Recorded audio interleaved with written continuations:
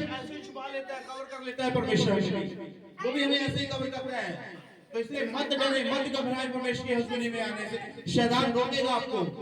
कल कितना बढ़िया मौसम था, लेकिन आज कितनी ठंड है ना? सो शैतान रोकेगा, आपकी जीवन बहुत सारी प्रॉब्लम खड़ी करेगा कि आप चर्च ना जाएं संडे वाले दिन। आपको जानबूझकर संडे वाले दिन काम मिलेगा, जानबूझकर संडे वाले दिन कोई काम आएगा, जानबूझकर संडे वाले दिन ही आपके पास ऐसे ऑफर आएंगे ताकि आप उन ऑफरों में फंसकर आप चर्च में ना जाएं। आप उन ऑफरों में फंस जाओ शैतान के जो झूठे हैं। हालेलुया। तो इसलिए जान बुझकर संडे वाले दिन ऐसे ऐसे काम आ जाते हैं हमारी जिंदगी में कि इंसान सोचता है कि नहीं आज तो रहने देते, संडे अगले संडे चलेंगे। हालेलुया। और जब लोग पूरा 4-4 संडे नहीं चर्च के अंदर पढ़ते, उनकी जीवन में प्रॉब्लम आती है। 3-6 संडे 4-4 संडे जो चर्च में नहीं आते, उनके जिंदगी में दोबारा प्रॉब्लम आना शुरू हो जाती है, दोबारा बीमारियां, दोबारा गड़बड़ी स्टार्ट होना शुरू हो जाती हैं, दोबारा वो उनके जीवन में प्रॉब्लम क्रिएट होना स्टार्ट हो जाती है। हालेलुया। अभी बाद में बोलते हैं वो पास्टर जी मुझे ये हो गया, प्रार्थना कर दीजिए, और बाद में जब उनके सिर से प्रॉब्लम नहीं जाती और फिर बोलते हैं कि चर्च में जाने से कोई फायदा होता नहीं है। अरे जब तुम कर्म करोगे तभी तो फल मिलेगा, जब मेहनत करोगे तभी तो कमाई मिलेगी, सैलरी मिलेगी, जब जॉब पे जाओगे, काम करोगे, दिहाड़ी तभी तो पैसा मिलेगा, घर से बाहर निकलोगे, है कि नहीं? तुम जब परमेश्वर के पास आओगे तभी तो आप पर दया करेगा। जब तुम घर से निकलकर हॉस्पिटल दवाई लेने के लिए जाओगे तभी तो डॉक्टर इंजेक्शन लगाएगा, तभी तो दवाई देगा, है कि नहीं? तो फिर जब तुम घर से बाहर ही नहीं निकलोगे, चर्च में आओगे नहीं, चर्च में पढ़ोगे नहीं, 3-3 4-4 संडे तुम चर्च से गायब रहोगे, तो परमेश्वर कैसे दया करेगा फिर आपको? फिर तो शैतानी काम करेगा अपनी जीवन के अंदर। हम खुद मौका देते हैं शैतान को, खुद इनविटेशन देते हैं शैतान को अपनी जिंदगी में, खुद बुलाते हैं। हम उसको सच बता रहा हूँ, क्योंकि हम खुद गलतियां करते हैं। हम चर्च नहीं आते, प्रॉपर्ली 2 टाइम प्रार्थना नहीं करते, बाइबल नहीं पढ़ते, हम हफ्ते में उपवास नहीं रखते, हम चुगली निंदा नहीं छोड़ते, गाली गलौज नहीं छोड़ते, धोखाधड़ी करना नहीं छोड़ते, एक दूसरे से जलन रखना नहीं छोड़ते, हम व्यभिचार करना नहीं छोड़ते, पाप करना नहीं छोड़ते, नशा करना नहीं छोड़ते। तो बताइए, तो फिर क्या परमेश्वर साथ देगा आपका?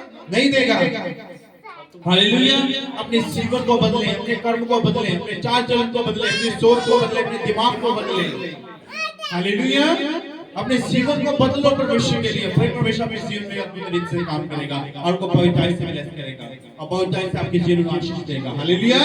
जिस घर में सुबह शाम प्रार्थनाएं होती हैं, जिस घर में उपवास रखे जाते हैं, जिस घर में उपवास रखे जाते हैं, सुबह शाम प्रार्थना होती है, बाइबल पढ़ते हैं और प्रभु का धन्यवाद है जो लोग प्रभु को हर याद रखते हैं, और जो लोग चोरी करना, चुगली करना, धोखाधड़ी करना, व्यभिचार करना, नशा करना, है ना, ये सारे उल्टे सीधे काम, बुराई करना, ये सारे काम छोड़ देते हैं, परमेश्वर उसकी जिंदगी में काम करता है, उनके घर में भी कोई टाइम से आशीष को देता है, खुशहाली को देता है, सुख शांति को देता है। हालेलुया।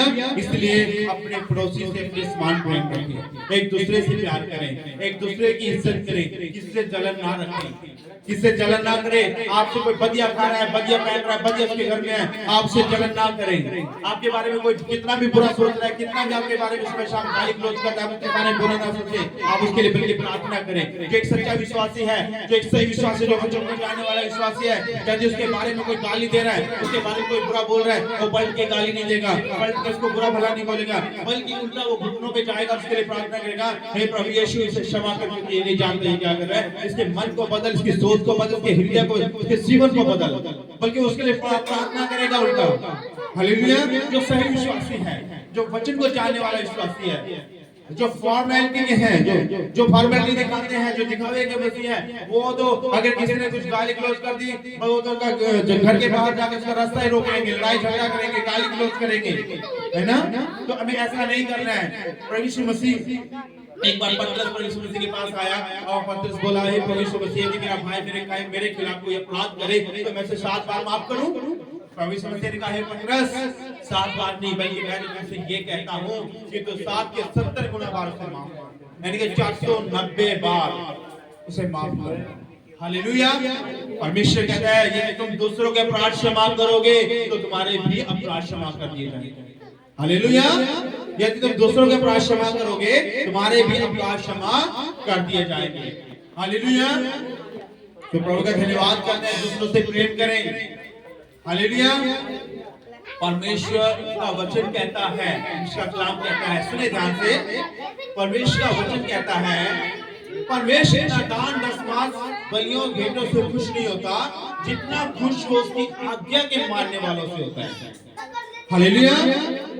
परमेश्वर का दान दशमांश बलि भेंटों से खुश नहीं होता जितना उसकी आज्ञा को मानने वाले से खुश होता है। यानी कि परमेश्वर उस व्यक्ति से बड़ा खुश होता है जो उसके डर भय में जीवन बिताता है, उसके वचन के अनुसार चलता है, उसकी हर आज्ञा को मानता है, उसकी हर आज्ञा का पालन करता है। परमेश्वर उसके जीवन में काम करता है और उससे बड़ा खुश होता है, आनंदित होता है। हालेलुया। तो इसीलिए प्रभु का धन्यवाद करते हैं। प्रभु की महिमा हो, झूठ ना बोले परमेश्वर के सामने, डरते कांपते हुए परमेश्वर के सामने, उसके भय में चले, उसके डर में चले। परमेश्वर हमारा जीवित परमेश्वर है, वो जिंदा परमेश्वर है, वो जिंदा खुदा है मेरे प्रियो।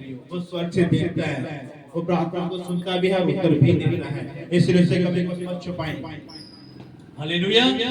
सो खुदा का धन्यवाद करते हैं। प्रभु की महिमा, प्रभु की तारीफ हो। प्रभु आपको आशीष दे, बरकत दे। खुदावंद का मैं धन्यवाद करता हूँ।